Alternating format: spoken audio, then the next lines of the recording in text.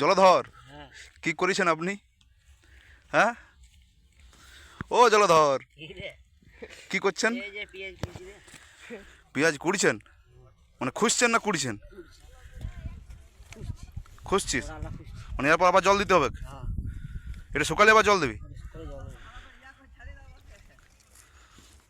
তুই যে বড় হয়েছে, বড় হয়েছে, আর বড় হয় না এখনো? ওটা তুলে ফেলছিস কেন? সাইডে দিকে দুধ দিয়ে করে কর। না, এটা শিকড় কাটাগুলো।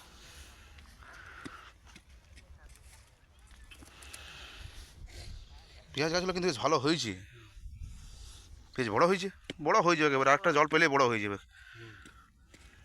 আলু লাগাই, আলু লইতে লাগাচ্ছি। ওইদিকে।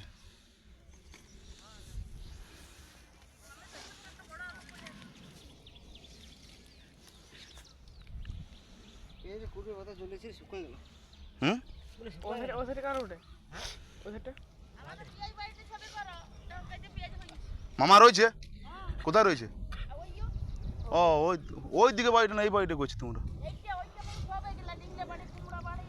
বাহ, মা তুঝে না